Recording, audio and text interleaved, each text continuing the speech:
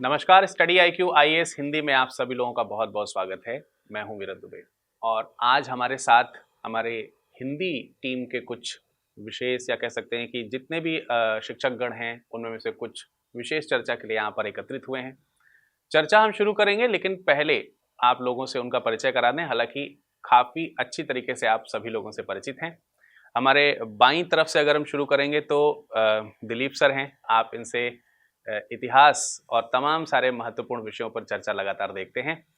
उनके ठीक बगल में ओम सर हैं। इनके माध्यम से आप लोगों को करंट अफेयर्स के वीडियो ज़रूर मिल रहे होंगे। साथ ही साथ हमारे ठीक बगल में बाईं तरफ अमरेंद्र सर हैं और इधर दाईं तरफ हमारे मनीष सर और मुकुल सर। तो इन सारे जो शिक्षकगण हैं, इनके माध्यम से आप लोगों को बहुत सारी जो विषयगत सुविधाएं हैं वो मिल रही हैं। अमरेंद्र सर ने अभी हाल ही में बैच 1 जो हमारा था स्टडी IQ IAS का जो फाउंडेशन बैच हिंदी में जो शुरू हुआ, उसकी शुरुआत की है। राज व्यवस्था विषय के साथ उन्होंने शुरुआत की है। अब हम मुद्दा ये तय कर लेते हैं कि आज की जो चर्चा है वो किस पर चलने वाली है। तो विषय आपको सबको कुछ मालूम ही हो गए हैं। इधर से इतिहास, करंट अफेयर्स, राज व्यवस्था और फिर भूगोल और साइंस यानी कि विज्ञान और तकनीकी विषय के विशेषज्ञ यहाँ पर आपके साथ बैठे हुए हैं। लेकिन इन सब में एक विशेष चर्चा मैं और कर लूँ, एक विशेष व्यक्ति की चर्चा और कर लूँ जिसके माध्यम से हम इस चर्चा को आगे बढ़ाएंगे। वो ओम द्विवेदी जी हैं, जो कि करंट अफेयर्स को डील कर रहे हैं, इस समय देख रहे हैं।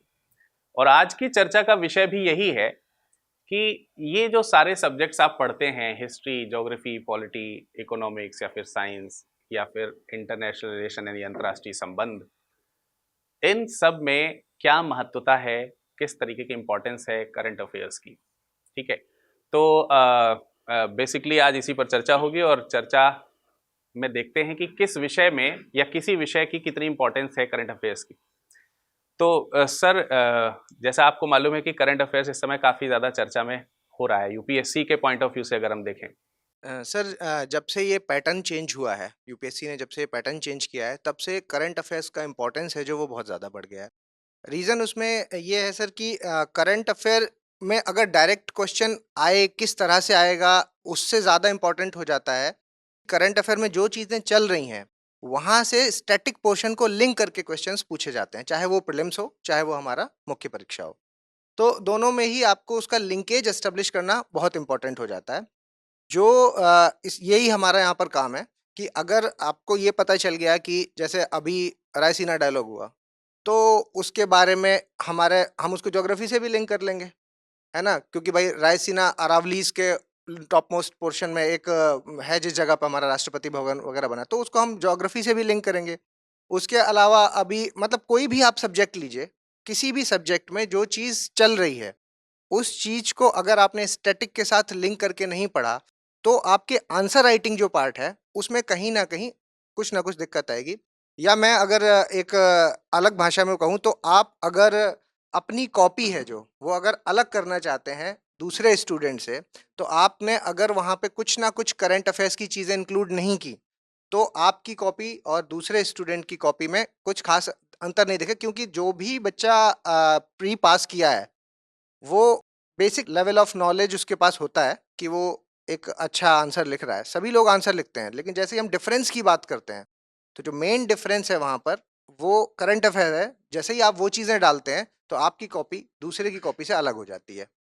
बिल्कुल, तो इसका अर्थ ये हुआ कि जब हम अपना पढ़ाई करें तो पढ़ाई के दौरान भी हमें जो जो भी विषय हम पढ़ रहे हों, उसमें करंट के पॉइंट्स को लेकर के चलना जी, चाहिए। जी, जी। तो सर, जब हम लोग हिस्ट्री पढ़ रहे होते हैं दिलीप सर, तो क्या मैंने देखा है कई बार बच्चे कमेंट्स भी करते हैं कि सर इसका अद्यतन कुछ है क्या? इसको करंट अफेयर से कुछ जोड़ा जा सकता है क्या?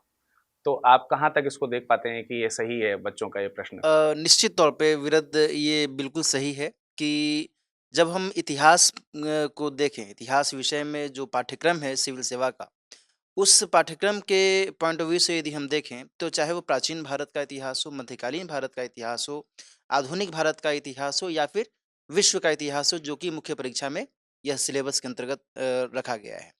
तो इसमें निश्चित तौर पर कुछ ऐसी गतिविधियाँ रहती हैं, जो कि करंट अफ़ेयर्स से जुड़ी हुई रहती हैं और यदि हम अपने आंसर में, मुख्य परीक्षा के दृष्टिकोण से अपने आंसर में हम उन बातों को पुट करते हैं, यदि उस तरीके से सवाल पूछा गया, तो फिर निश्चित तौर पर यह एक बेनिफिशियल हो सकता है अभ्यर्थियों के लिए, उनके मार्क्स को और गेन करने में ये मदद करता है। यानी कहीं न कहीं ये बात सही है, जैसे अभी इन्होंने बिल्कुल, कहा कि बिल्कुल, मैं ओम सर एक से अलग बिल्कुल सहमत हूँ और मैं 1-2 एग्ज़ाम्पल के माध्यम से इसको पुष्ट करने की कोशिश करता हूँ। जैसे कि अभी हाल ही में इतिहासकारों ने यह देखा है कि दिल्ली में 7 नगरों के बारे में उन्होंने कुछ पुष्टि की है जी, और उनमें से जो सबसे पुराना शहर या फिर नगर है, वो मेहरौली को देखा गया है ना?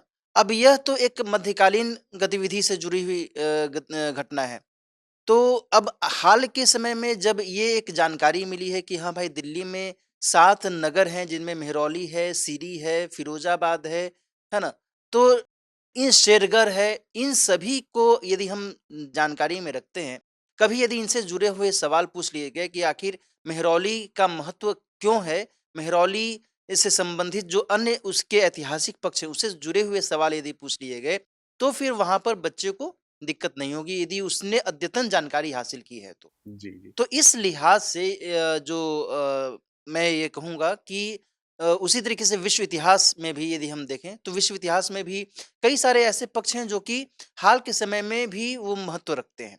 जैसे कि रूस और यूक्रेन के बीच में हम लोगों ने लंबे समय से युद्ध की स्थिति देखी है जी, और यह जो युद्ध की स्थिति है, यह कहीं न कहीं अमेरिका के साथ भी जुड़ाव रखती है। हुँ, हुँ। और जो सेकेंड वर्ल्ड वॉर हुआ, द्वितीय विश्व युद्ध के बाद में जो शीत युद्ध का दौर चला, उसमें सोवियत संघ, तत्कालीन सोवियत संघ और अमेरिका के बीच में जिस तरीके से एक तनातनी की स्थिति रही, उसका एक रिफ्लेक्शन बाद में देखा गया कि सोवियत संघ का विघटन होता है, यूक्रेन एक अलग देश बनता है और हाल के समय में यूक्रेन और अमेरिका के बीच में एक जुड़ाव की स्थिति देखी जा रही है। तो जब हम इस पृष्ठभूमि को समझते हैं और साथ ही तत्कालीन जो गतिविधियाँ चल रही हैं, उसको भी जब हम उसमें अटैच करते हैं, तो यदि कभी विश्व इतिहास में भी इस तरीके से प्रश्न पूछे गए, तो हम इन बातों को उसमें ऐड ऑन कर सकते हैं और यह निश्चित तौर पर लाभकारी हो सकता है अभ्यर्थियों के लिए। अच्छे अंक इससे कमाए जा सकते हैं। तो इतिहास विषय के हिसाब से अगर देखा जाए तो ये जैसा अभी दिलीप सर ने बताया, अभी नए नगरों की चर्चा हुई दिल्ली में, उसको निश्चित तौर पर पूछा जा सकता है और ऐसा पहले भी यूपीएससी कर चुका है। मुख्य परीक्षा में इसके कई उदाहरण आपको देखने को मिलते हैं। सर अभी सर ने एक नाम लिया था रायसीना हिल्स का, तो मुझे लगता है कुछ पॉलिटी भी इससे कनेक्ट हो सकती है क्या, या इसको भी हम करंट अफेयर्स में लेकर के आ सकते हैं उस पॉइंट ऑफ व्यू से? नहीं, पॉलिटी से तो जुड़ेगा ही क्योंकि रायसीना हिल्स ठीक-ठीक देखा जाए तो जो हमारी राजनीति है, उसका केंद्र बिंदु है। वहीं से शुरू मतलब है, सारे ठीक जो है। बड़े पद हैं या जो सारे लोग पूरे देश के लिए जो कुछ भी बनता है, वो इसी हिल से होता है ना?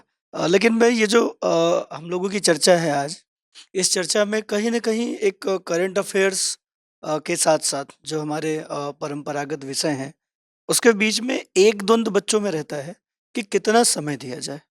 और बहुत बार मैंने देखा है कि बहुत सारे स्टूडेंट करंट अफेयर्स पढ़ने के चक्कर में वो वास्तव में जो परंपरागत विषय है उसको कहीं न कहीं कम कर रहे होते हैं बिल्कुल। या ऐसा कह दें कि वो जो समय प्रबंधन करते हैं, उस समय प्रबंधन की स्थिति ऐसी होती है कि 50% 50% समय वो करंट अफेयर्स को दे रहे हैं और 50% समय वो परंपरागत विषय को देते हैं। हम्म। तो ऐसी स्थिति में बहुत बार हम लोगों ने देखा है कि यूपीएससी हमेशा से किसी भी समय वो अपने पैटर्न को अचानक से बदलता बदलती है ना? और उस टाइम पे फिर जो आपकी स्ट्रेटजी होती है, आपकी जो रणनीति होती है, वो कहीं न कहीं फिर एग्ज़ाम हॉल में जाने के बाद धराशायी हो जाती है। फिर आपके समझ में नहीं आता है कि फिर हमने तो अभी तक जो पैटर्न देखा पिछले 4 वर्षों में, 5 वर्षों में, उसमें करंट अफ़ेयर्स लगातार बढ़ रहा था, तो हमने बहुत समय दिया। हम्म। इसलिए मैं हमेशा ये कहना चाहूँगा कि यूपीएससी का भी अपना एक माइंडसेट है कि जो चीज़ें हमारी परंपरागत विषय हैं, उसका भी ज्ञान हमें चाहिए, मजबूती से चाहिए और साथ ही साथ आप अपडेट भी होते रहें, जो कुछ समाज में, जो कुछ विश्व में बदल रहा है, उसको भी आप करते रहें। तो ऐसी स्थिति में अगर आप ठीक-ठीक प्रारंभिक परीक्षा, मुख्य परीक्षा में इसके थोड़े से औसत को निकालें, तो हमें लगता है कि ये 70-30 का औसत आता है। परंपरागत विषय और समसामयिकी की बात करें करंट अफ़ेयर्स की, तो 70-30 का अंतर आता है। तो हमें ऐसा लगता है कि समय प्रबंधन भी आपको इसी तरीके से करना संतुलन चाहिए, इसमें आवश्यक है बहुत एक प्रकार ज़रूरी से। है। सर इसमें मैं एक है ना? पॉइंट ऐड इससे करना क्या चाहूँगा। होगा थोड़ा-सा कि जब कभी ऐसे परिवर्तन आते हैं, हम लोगों ने देखे हैं, कई बार देखे हैं कि पूरी तरीके से करंट अफ़ेयर से 3-4 सवाल पूछे गए। बाकी सारे के सारे जो आपके प्रश्न थे वो परंपरागत विषयों से। तो जब यूपीएससी को लगने लगता है कि आपकी पढ़ाई का आधार केवल मैगज़ीन्स हो गई हैं, आपकी पढ़ाई का आधार केवल न्यूज़पेपर हो गया है और यूट्यूब हो गया है और आप परंपरागत विषयों से हटते जा रहे हैं, तो ऐसी स्थिति में वो फिर से आपको उस तरफ ले जाता है। क्योंकि करंट अफ़ेयर्स की कोई भी चीज़ हो, उसका अपना जो आधार है, वो ये परंपरागत विषय ही हैं। तो ऐसी स्थिति में आपको ध्यान रखना है कि जो भी करंट अफ़ेयर्स के साथ आप पढ़ें, है ना? उसके लिए भी जो आपकी रणनीति होनी चाहिए, वो ये है कि समसामयिकी को आप एक एकाध मैगज़ीन, न्यूज़पेपर और एक कोई जो क्लास आप कर रहे हैं और उसको मल्टीपल बार करें। ऐसा नहीं है कि 60% 70% समय आप करंट अफ़ेयर्स पे दे रहे हैं और 30% आप परंपरागत विषयों में। तो ये जो थोड़ा-सा वर्सेस वाला मैं यहाँ पे लेके आना चाह रहा था कि बहुत बार सवाल होता है कि करंट अफ़ेयर्स को कितना समय दें? तो करंट अफ़ेयर्स को आपको अपने तैयारी का 30% जो समय है वो देना चाहिए और अगर आप 10 घंटे 12 घंटे की पढ़ाई हर दिन कर रहे हैं, तो उसमें से अगर आप 3 साढ़े 3 घंटा आप अपने प्रारंभिक परीक्षा, मुख्य परीक्षा के लिए समसामयिकी को देखते हैं, तो बाकी 5 से जो 6-7 घंटे हैं, वो आपको परंपरागत विषयों के प्रारंभिक और मुख्य परीक्षा के साथ देखना चाहिए। तो ये मेरा ओवरऑल विचार अगर है। ये समझा जाए जी। कि जो भी परंपरागत विषय हैं और उसको अगर हम करंट अफेयर्स के साथ जोड़ के देखें तो एक बैलेंसिंग होनी चाहिए टाइम की, जो कि एक सही तैयारी को एक रूप देती है, एक अच्छी तरीके से सर उसको यहाँ पूरे पर मैं कुछ एक चीज़ कहना चाह और रहे थे ऐड सर। करना हाँ। चाहता हूँ। मैं बिल्कुल सहमत हूँ सर से, क्योंकि सर ने जो बात बोली ये बिल्कुल सही है कि ये अभी मुझे कई, क्योंकि एक बैच हमारा ऑलरेडी चल रहा है, तो बच्चों के माध्यम से ये चीज़ पता भी चल रही है। तो बहुत आप समय सर है की जो ये वाली बात से सहमत हैं कि नहीं सर 70-30 का आंकड़ा हाँ, होना हाँ चाहिए? सर, मैं कहीं ऐसा तो इस नहीं कि नहीं, 30 और नहीं, नहीं, 70 कर नहीं, दें नहीं, सर नहीं सर, इसको? मैं सर की 70-30 वाली बात से ही सहमत हूँ। ठीक है। अब सर उसमें मैं मतलब ये इसको सर ने जो एक हम द्वंद की तरह नहीं, इसको हम हाँ, पूरक हाँ। की तरह लेके चलते हैं। मैं यहाँ पर एक ऐड ऑन करना चाह रहा हूँ सर की बात से, क्योंकि ये सब्जेक्ट्स बहुत बड़े-बड़े हैं सर। हुँ। अब बच्चे के साथ जो प्रॉब्लम आ रही है, स्टैटिक पे उसने पूरा पढ़ा। अब उसके बाद होता है कि सर पूरी लक्ष्मीकांत पढ़ ली, पूरी क्लासेस पढ़ ली हैं, लेकिन बाद में ऐसा फ़ील हो रहा है कि कुछ है ही नहीं, कुछ समझ में नहीं आ रहा, रिवीजन कहाँ से करें? हुँ, हुँ, ये हुँ, हुँ। वाली चीज़ जैसे आती है, तो करंट अफ़ेयर का रोल कहाँ है? जैसा सर ने कहा 30%, वो 30% किस जगह पे अपना रोल प्ले करेगा? वो जो 30% है, जैसे कि अभी गवर्नर चर्चा में रहे पंजाब के कारण, हाँ, हाँ, हाँ। तो आपकी ड्यूटी बनती है, आपकी मोरल रिस्पॉन्सिबिलिटी बनती है कि जब सर गवर्नर का टॉपिक पढ़ाएं, तो वो चीज़ें जो आपने करंट अफेयर में गवर्नर से रिलेटेड पढ़ी हैं, वो उनको वहाँ पर एक जगह पे आप नोट करिए या लिखिए या दिमाग में रखिए उन चीज़ों को अपने, बिल्कुल। ताकि जब आप गवर्नर से रिलेटेड आंसर लिखें, तो वो चीज़ें जो अभी करंट की हैं और हमने गवर्नर में कवर कर ली हैं, ठीक है, तो वो आपको उसमें ऐड ऑन करनी है। वो 30% है जो वो उस जगह पे अगर आपने इंक्लूड कर लिया, तब तो वो काम का है, वरना ये है कि वो जो 30% है पता नहीं चलता कब 70 में बदल जाता है। बिल्कुल, बिल्कुल। तो ये एक बहुत बड़ी बात होती है तो यहाँ जिसमें पर भी कि यही है कि एक संतुलन एक आवश्यक जी, है जी, और जी। उसको हम करंट के साथ और शायद ये अपने कोर्स में इस तरीके की चीज़ें इन्वॉल्व भी हो रही इन्वॉल्व होंगी। जी, जी। इसी स्ट्रक्चर को लेकर के हम आगे चलते हैं कि इसी के लिए हम 30% और हाँ, 70% का रेशियो ठीक बिल्कुल, बना रहे। बिल्कुल और कैसे आपको करंट अफ़ेयर्स करना है, इसके लिए हम लोगों ने यूट्यूब पे लक्ष्य सीरीज़ शुरू की है, हुँ। जिसमें भारतीय राज्य व्यवस्था से जितने भी 1 वर्ष के जो कुछ भी समसामयिक करंट अफ़ेयर्स जुड़ा हुआ है, हुँ, हुँ। उसको हम लोगों ने अलग से कराया है। तो कोई भी छात्र अगर ये समझ नहीं पा रहा है कि सर हम कैसे आपस में चीज़ों को जोड़ें, तो आप लक्ष्य सीरीज़ हमारा जो यूट्यूब पे चल रहा है, वो आप देख सकते हैं। उसमें पॉलिटी का 1 वर्ष का जो करंट अफ़ेयर्स है वो ख़त्म हो गया है। अभी अतुल सर ने इकोनॉमिक्स का शुरू किया है, आर्ट एंड कल्चर मतलब जितने भी सब्जेक्ट हैं सभी हमारे, सब्जेक्ट्स को उसमें लिया जिसमें जाएगा। करंट अफ़ेयर्स जुड़ सकता है, उन सारे सब्जेक्ट का करंट अफ़ेयर्स हम लोग करा रहे हैं। तो आपको समझ में आएगा कि कैसे समसामयिकी को परंपरागत विषयों के साथ करना है। करना है, जुड़ना है। तो ये आपने कुछ चर्चा में पॉइंट सुने होंगे जिसमें अभी सर ने अपने राज्य व्यवस्था का पक्ष रखा, सर ने हिस्ट्री यानी इतिहास का भी पक्ष रखा, लेकिन हमारे दाईं तरफ में जो 2 महानुभाव हैं, जिनमें से एक यहाँ पर मुकुल भारद्वाज सर हैं और एक हमारे मनीष सर हैं, और ये दोनों टेक्निकल सब्जेक्ट्स को डील करते हैं। कुछ ऐसा विश्वास स्टूडेंट को भी है कि जो साइंस है वो टेक्निकल सब्जेक्ट है, यानी उसकी अप्रोच कुछ ऐसी है, और कुछ उसी टोन में आपको ज्योग्राफी भी देखने को मिलती है। तो क्या यहाँ पे हम किसी प्रकार से देख सकते हैं, क्योंकि हम पहले ही जान रहे हैं, एज ए स्टूडेंट हम समझ रहे हैं कि भाई ये तो तकनीकी विषय हैं, इनमें हमें उन परंपरागत चीज़ों का ज्ञान होना चाहिए जो हमने अपने एकेडमिक्स में पढ़े हों। तो करंट अफेयर्स का उसमें कैसे रोल हो सकता है जब हम ज्योग्राफी को डील करते होंगे? सर ये बहुत महत्वपूर्ण प्रश्न है। जब हम लोग भूगोल पढ़ना शुरू करते हैं और इस प्रकार की गलत अवधारणा फैली हुई है कि ज्योग्राफी जो सब्जेक्ट है वो केवल एक स्टैटिक सब्जेक्ट है। मतलब उसमें अगर आपने सिर्फ कंसेप्ट समझ लिया, परंपरागत जो टॉपिक है वो आपने समझ लिया, तो आप मुख्य परीक्षा में बहुत अच्छे से आंसर लिख सकते हैं। ये बात कहीं हद तक सही भी थी 2013 से पहले, जब तक यूपीएससी ने पैटर्न चेंज नहीं किया था। लेकिन 2013 के बाद अगर हम मुख्य परीक्षा और साथ ही साथ प्रारंभिक परीक्षा में आप देखेंगे तो एक शब्द है जिसको बोला जाता है स्टैटोडायनेमिक कंसेप्ट। उसका मतलब ये है कि वो चीज़ें जो डायनेमिक अर्थात करंट अफेयर्स में जो चल रही हैं उनको आप स्टैटिक पोर्शन से या परंपरागत जो मुद्दे हैं उनसे कैसे जोड़ के चलेंगे। जैसे हाल ही में जो भूकंप के झटके महसूस हुए सीरिया और तुर्की में, ये झटके जो महसूस हुए ये आपका करंट अफेयर्स का टॉपिक है। अगर आपको इसको स्टैटिक के साथ जोड़ना है तो आपको भूकंप के बारे में पता होना चाहिए, भूकंपीय तरंगों के बारे में पता होना चाहिए। तो भूगोल और इवन आप अगर यूपीएससी का सिलेबस में हम देखें तो यूपीएससी के सिलेबस में हम पाएंगे कि यूपीएससी ने बहुत ही वेल स्ट्रक्चर करके अपना सिलेबस दे रखा है, जहाँ पे उसने 4 अलग अलग पेपरों के उसने पूरा सिलेबस दे रखा है, हर एक पॉइंट को डिस्क्राइब किया हुआ है। और हर पॉइंट के बाद में जहाँ पे यूपीएससी को ज़रूरत लगी कि यहाँ पे आपको करंट अफेयर्स की आवश्यकता है, वहाँ पे उसने बहुत अलग से उसको मैंशन किया हुआ है। तो हम उस सिलेबस को साथ में रखते हुए चलें और साथ ही साथ 2013 के बाद जो प्रश्न पत्र आए हैं उनके मुख्य परीक्षा और प्रारंभिक परीक्षा को हम देखें तो हमको पता लगता है कि कौन सा जो टॉपिक है उसमें आपको करंट को अच्छे से पढ़ना है और कौन सा टॉपिक हाँ बिल्कुल ऐसा है जिसको आपको सिर्फ स्टैटिक पोर्शन को लेके चलना है।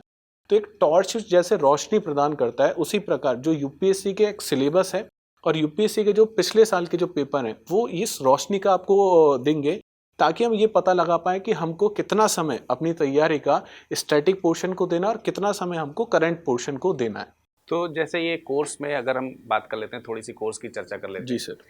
जब हम ज्योग्राफी विषय को वहाँ पर देखेंगे या पढ़ा रहे होंगे तो उसमें हमने कुछ पोर्शन रखे होंगे जो हमारे स्टैटिक हैं, जैसा जी कि सर। बच्चों को मालूम है कि ज्योग्राफी है तो स्टैटिक पोर्शन जी ज़्यादा सर। रहता है, तो उसको लेकर के पढ़ेंगे। तो क्या कोर्स में ये स्ट्रक्चर्ड है कि हर जो चैप्टर हैं उसमें उस समय घटने वाली घटना या संभावित जो घटनाएं हैं उसका रूप रखा जाए? सर कोर्स का जो स्ट्रक्चर है वो इसी तरीके से प्लान किया गया है कि हर एक टॉपिक जो आज या आज से पहले जो उसमें जो घटनाएं हो चुकी हैं जो यूपीएससी के लिए महत्वपूर्ण है, यूपीएससी में हम लोग ये मानते हैं कि पिछले करीब 15 महीने तक का आपको करंट अफेयर्स पता होना चाहिए।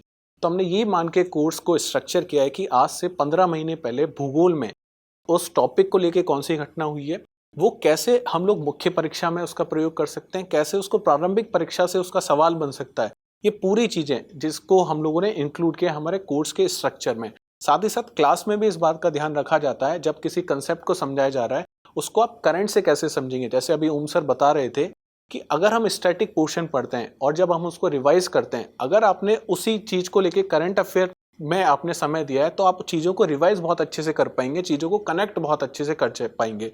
और यूपीएससी बार बार आपसे यही डिमांड कर रहा है कि आप चीज़ों को कनेक्ट करिए। जो डॉट आपने अलग अलग बना लिए उन डॉट को कनेक्ट कीजिए। अगर आपको वो डॉट्स कनेक्ट करना आ गया तो मुझे लगता है कि जो परीक्षा जिसको ये माना जाता है शायद देश की सबसे मुश्किल परीक्षा है, देश की सबसे कठिन परीक्षा है, उसको आसानी से हम लोग क्रैक किया जा सकता है। तो यहाँ पर अभी आपको पता चला कि जो ज्योग्राफी विषय है उसको भी हम स्टैटोडायनेमिक सब्जेक्ट के तौर पर देख सकते हैं, पर क्या ये जो स्टैटोडायनेमिक वाला जो पोर्शन है क्या ये साइंस के लिए भी ठीक है या फिर ये फिर स्टैटिक ही रहेगा ज़्यादा? इसका रेशियो कितना हो सकता है अगर हम ये समझने का प्रयास करें कि जब हम विज्ञान पढ़ रहे हैं, साइंस एंड टेक्नोलॉजी पढ़ रहे हैं, तो उसमें कितना रेशियो लेकर के चल सकते हैं करंट अफेयर और स्टैटिक का? सर यहाँ मेरी 2 अलग अलग राय हैं, क्योंकि मैं पर्यावरण पारिस्थितिकी भी पढ़ा रहा हूँ हाँ, और विज्ञान प्रौद्योगिकी भी पढ़ा रहा हूँ। तो दोनों ही सब्जेक्ट में अगर देखा जाए तो हम एक राय नहीं बना सकते। और क्योंकि हमें प्रीलिम्स का पेपर भी देना है, हमें मेंस का पेपर भी देना है। तो जैसे एक घर बनता है तो वो घर बहुत अच्छा बना है, उसके बाद अगर वहाँ पे इंटीरियर हो जाता है तो वो उसमें 4 चांद लग जाते हैं। तो वैसे ही करंट अफेयर्स भी है कि भाई कुछ चीज़ों में अगर जैसे मैं पर्यावरण पारिस्थितिकी की बात करूँ तो 2017-18 के बाद करंट अफेयर्स का रोल बहुत तेज़ी से बढ़ा है कि हाल ही में क्या घटनाएं हुई हैं, पर्यावरण से जुड़े हुए जो मुद्दे हैं उसके लिए विश्व भर में क्या कदम उठाए जा रहे हैं, कई तरह की थीम्स आ जाती हैं, तो उसके लिए आपको करंट अफेयर्स पढ़ना होता है। लेकिन वहीं पर आप मेंस का पेपर देखेंगे तो मेंस के पेपर में आपको करंट की चीज़ें नहीं पूछी जाती हैं, उनके कॉन्सेप्ट्स पूछे जाते हैं। लेकिन जैसे कि हम कोई किताब पढ़ते हैं, अब वो किताब अगर जैसे हमें एक पुराना एडिशन भी होता है तो हमारा मन करता है कि हम अपडेट वाला एडिशन पढ़ें, या न्यूज़पेपर ही हम पढ़ते हैं तो हम चाहते हैं कि भाई रेगुलर बेसिस पर अपडेटेड न्यूज़पेपर मिलता रहे। तो वैसे ही हमारे आंसर्स तब बेहतर हो पाएंगे जब हम उन चीज़ों में करंट की चीज़ों को इंक्लूड करेंगे, हमारे आंसर्स में वो चीज़ों को होना ज़रूरी है। जैसे कि सर ने 70-30 का एक राय बनाई थी। मैं अगर विज्ञान प्रौद्योगिकी की बात करूं, प्रीलिम्स एग्जाम्स के लिए मैं कह रहा हूं, अगर इसमें देखा गया है तो अभी लगभग 90% जो प्रश्न आते हैं वो पूरे स्टैटिक बेस आते हैं। मतलब ऐसा है, इतना भी स्टैटिक नहीं है कि वन लाइनर्स आ रहे हैं, उसमें पूरा कॉन्सेप्ट पूछा जा रहा है। मतलब अगर आपने वो सब्जेक्ट नहीं पढ़ा है, वो कॉन्सेप्ट नहीं पढ़ा है, हाल ही में आपको पता भी चल गया कि भाई मंगलयान चला गया है या गगनयान जा रहा है, लेकिन उसके पीछे जो टेक्नोलॉजी काम कर रही है उसके लिए आपको स्टैटिक पढ़ना पड़ेगा। तो हर सब्जेक्ट के लिए एक अलग स्ट्रैटेजी होगी, और वो कैसे होगी तो वो प्रीवियस ईयर पेपर आपको बहुत अच्छे से गाइड करेगा। कैसे यूपीएससी का एक मोमेंटम शिफ्ट हो रहा है 2013, 2017, 2018, उसके बाद प्रश्नों की प्रवृत्ति बदली है। जैसे भूगोल की भी मैं बात करूं, अभी हाल ही में एक प्रश्न हमने देखा था कि बहुत सारे ऐसे प्रश्न हैं सीधे यूपीएससी ने लिखा हुआ है कि भाई ये हाल ही में चर्चा में रहे, जैसे कैटोलिनिया पे आया था। तो ये ऐसी चीजें हैं कि जिनको आपको अपडेट करना पड़ेगा, बट साथ साथ आपको हर सब्जेक्ट के लिए एक अलग स्ट्रैटेजी, मतलब आप एक पूरी राय नहीं बना के चल सकते हैं कि भाई मुझे 70% स्टैटिक पढ़ना है और 30% करंट पढ़ना है। करंट को हमें मेंस के लिए, यानी ये एज पर सब्जेक्ट थोड़ा सा विविध हो हाँ। सकता है, लेकिन ओवरऑल अगर हम देखें तो 70-30 का रेशियो सभी सब्जेक्ट्स के साथ में मिला के इसको रख सकते थे। साइंस एंड टेक्नोलॉजी में जो अभी पूरा का पूरा डेटा है मेरे पास, लगभग 2012 से जो मैंने प्रश्न देखे, वहां पे कई बार 10% आया है, कई बार 15% आया है, कई बार 5% ही प्रश्न पूछे गए। मतलब ऐसा नहीं कि करंट से पूछा ही नहीं जा रहा है, लेकिन बहुत बड़ा वेटेज आपका स्टैटिक पोर्शन, मतलब कॉन्सेप्ट जब तक क्लियर नहीं है। जैसे सैटेलाइट पे क्वेश्चन आया था, अब सैटेलाइट के 3 पॉइंटर्स जो दिए हुए हैं वो आपको पहले पता होंगे, तब जाकर आप आंसर अटेम्प्ट कर पाएंगे। तो यहाँ पर एक जैसे अभी सर ने एक पॉइंट बताया कि थोड़ा सब्जेक्ट के अकॉर्डिंग भी करंट अफेयर्स का रेशियो डिफरेंट हो जाता है।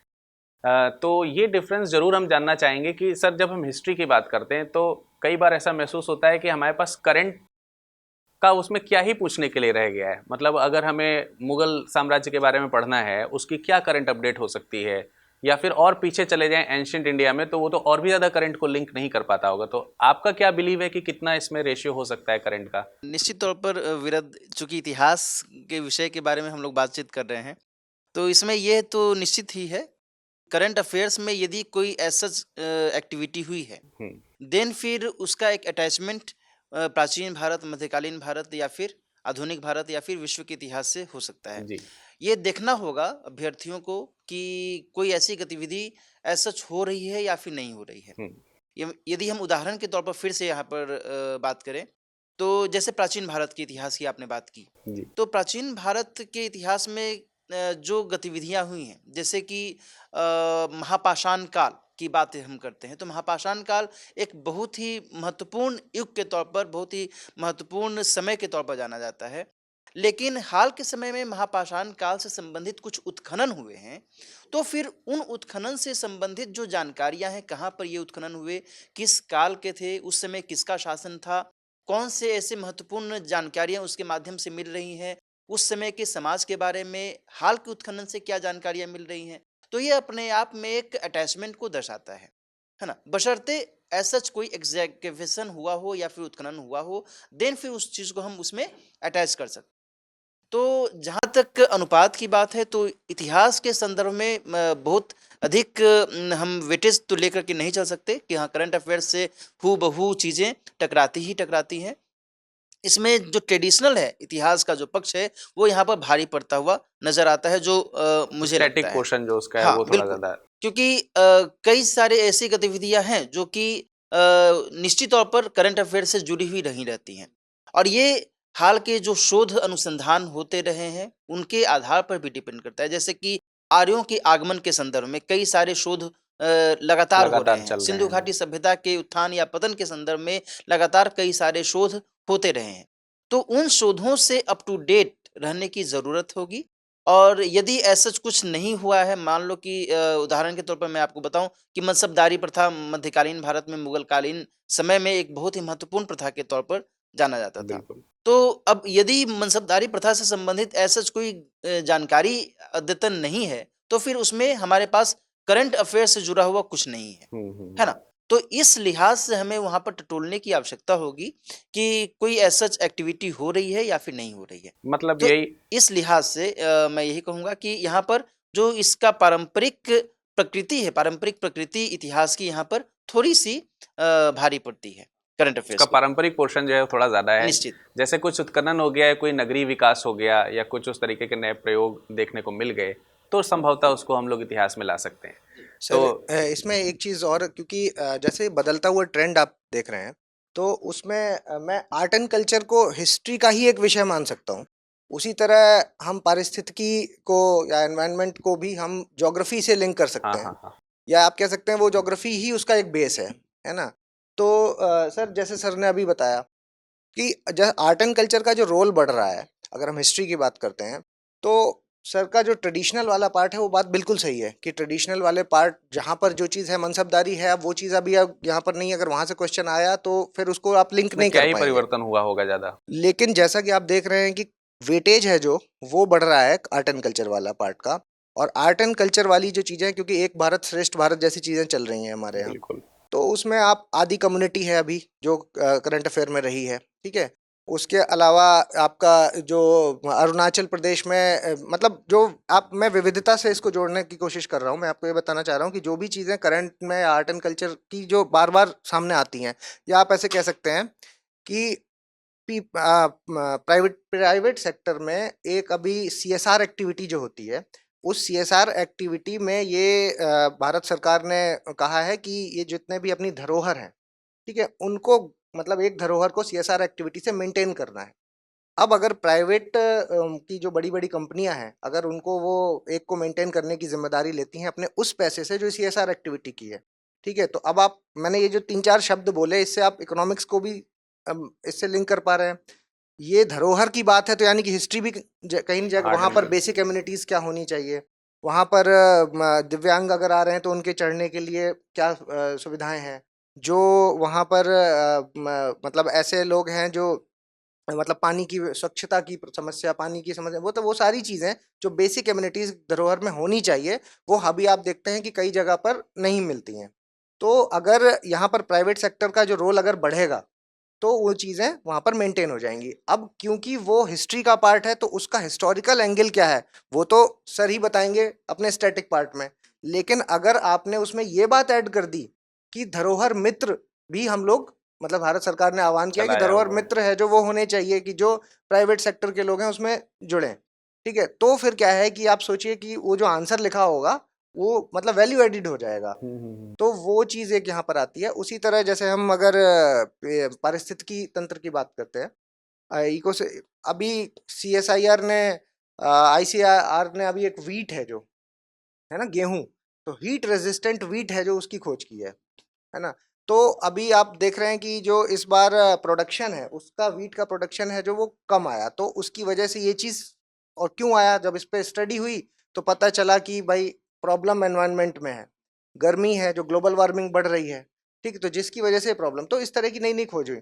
अब जैसे ये चीज़ ऐड लिंक करते हैं हम इसमें, नई वाली चीज़ जो अभी करंट में चली है, तो उसका वैल्यू एडिशन हो जाता है ना? सर ने साइंस एंड टेक के लिए जैसे कहा, तो बात बिल्कुल सही है कि 3 जो उसमें स्टेटमेंट यूपीएससी बना के देगा, उसमें से एक स्टेटमेंट करंट का होगा, लेकिन 2 स्टेटमेंट तो स्टैटिक के होंगे।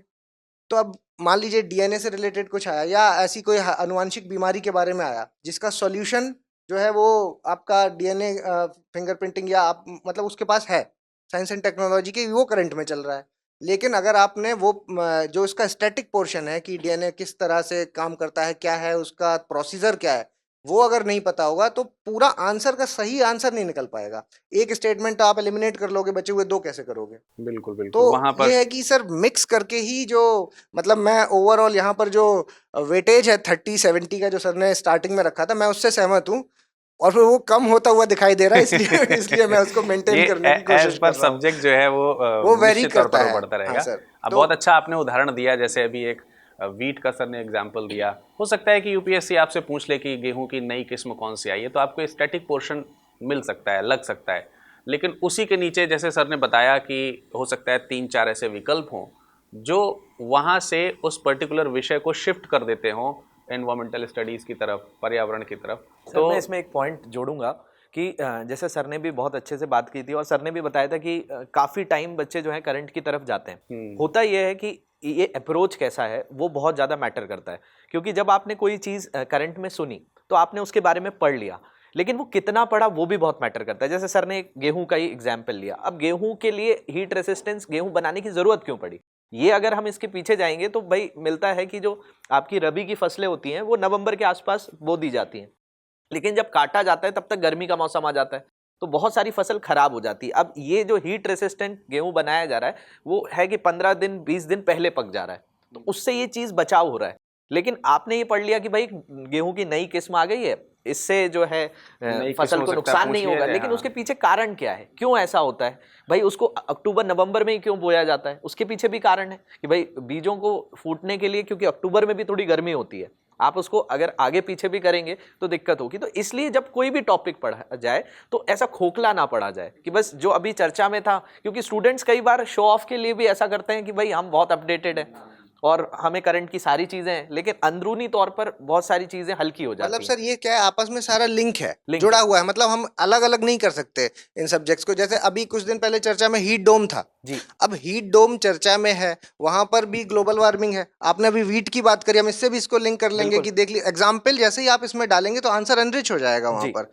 ये एग्जाम्पल की तरह यूज कर लीजिए, हीट डोम का कॉन्सेप्ट बताइए, क्लाइमेटोलॉजी में क्या असर है, किस तरह से वो मतलब जो वायु दाब का पूरा वेव्स आ रही हैं वो ट्रैप हो रही हैं, तो क्यों ट्रैप हो रही हैं, वहां पॉल्यूशन आ जाएगा आपका।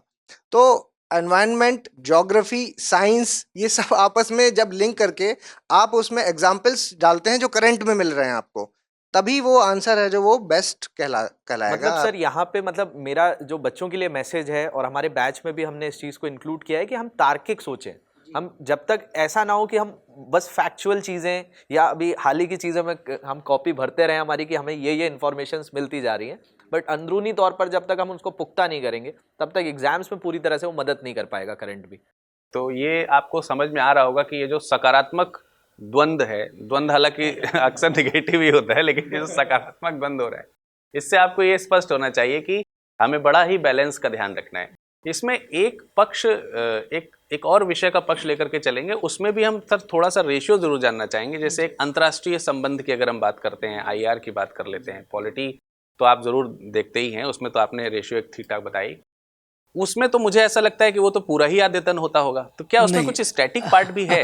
आप कोई भी सब्जेक्ट ले लें जो भी विषय के रूप में उपलब्ध है, उन सब में स्थिति यही है कि उनके जो 70% जो रेशियो है वो उनका स्टैटिक्स है।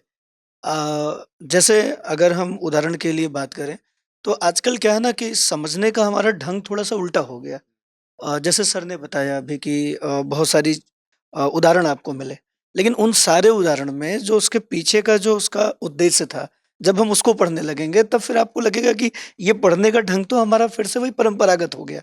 तो अभी क्या हो रहा है ना कि जो छात्र हैं वो इसको भी करंट समझ रहे हैं।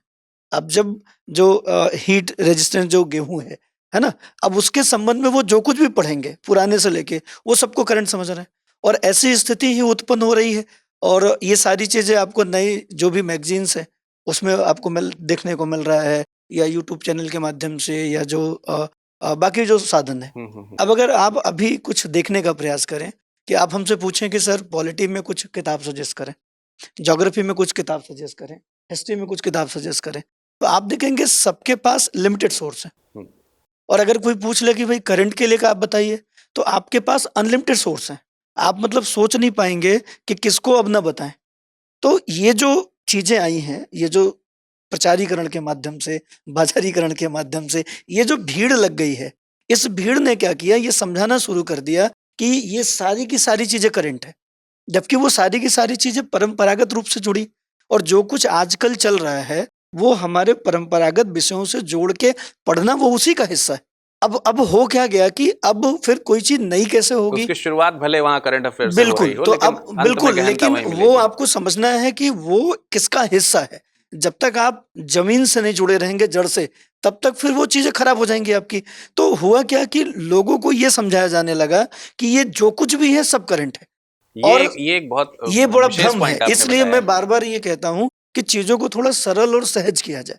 चीजों को बच्चों को ये समझना चाहिए। आजकल क्या है कि इतने सारे मैगजीन, इतने सारे सोर्स हैं, और सब लोग अगले से दूसरे से नया करना चाहते हैं। इस चक्कर में इतने इन्फॉर्मेशन डालना शुरू कर दिया गया कि आज छात्रों को लगता है कि करंट अफेयर्स पढ़ने का मतलब है इन्फॉर्मेशन कलेक्ट करना, और वो इन्फॉर्मेशन इतनी हो जाती है कि बाद में जब वो स्टूडेंट लिखने बैठता है या कभी जब प्राथमिक परीक्षा में बैठता है तो इतनी इन्फॉर्मेशन जो होती है वो उसके किसी काम के नहीं होती। क्योंकि जितने भी आप देख लीजिए, अभी जैसे बहुत सारी मैगजीन आती हैं एक साल के करंट अफेयर्स का 365 के नाम से, आप वो मैगजीन उठा के देखो, उस मैगजीन्स में केवल 1 से 1.5 लाइन लिखा होगा कि ये अभी हमें ये चीज मिली, फिर उसके बाद उसका 90% बातें उसके इतिहास की होगी।